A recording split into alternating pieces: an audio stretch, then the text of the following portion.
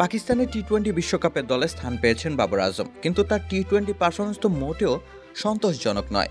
এই তো সদ্য অস্ট্রেলিয়ান বিগ ব্যাশে খেলতে গিয়েও রীতিমতো অপমানিত হয়েছেন তিনি, যার কারণ ছিল ঠিকঠাক বাউন্ডারি হাঁকাতে না পারা। সেই খেলোয়াড়কে পাকিস্তান কোন যুক্তিতে নিয়েছেন নিজেদের বিশ্বকাপ দলে? যুক্তি অবশ্যই আছে, সির্ফ নামের ভারে নয়, প্রয়োজনের খাতিরে বিশ্বকাপের দলে বাবর আজম।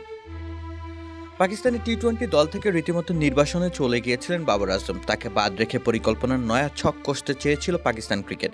এরপর তিনি আবারও ফিরেছেন সংক্ষিপ্ত ফরম্যাটটিতে, যদিও তার সেই প্রত্যাবর্তন মোটেও সুখকর কোনো স্মৃতি হয়ে ধরা দেয়নি। ম্যাজিক হার্বাল টুথপেস্ট দূর করে দুর্গন্ধ সৃষ্টিকারী দাঁতের সমস্যা। ইয়েস, দেখাও তোমার ম্যাজিক। 2025 সালে পাকিস্তানের হয়ে মাত্র 8টি টি-20 খেলেছেন বাবর। এই সময় 114.44 স্ট্রাইক রেটে চলেছে তার ব্যাট। বর্তমান টি-20 প্রেক্ষাপটে যা মোটেও সন্তুষ্টি সৃষ্টির জন্য যথেষ্ট নয়। সেই ধারা অব্যাহত থেকেছে বিগ ব্যাশেও। ওই টুর্নামেন্টে তো তার দশা আরও ভয়াবহ। স্রেফ 103.06 স্ট্রাইক রেটে তিনি রান তুলতে সক্ষম হয়েছেন।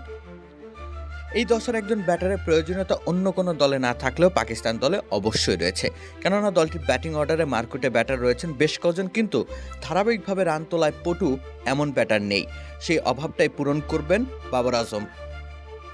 শুধু তাই নয়, পাকিস্তান টি-20 বিশ্বকাপে সবগুলো ম্যাচই খেলবে শ্রীলঙ্কার মাটিতে। সেখানে রান প্রসবা উইকেট হওয়ার শতভাগ নিশ্চয়তা নেই।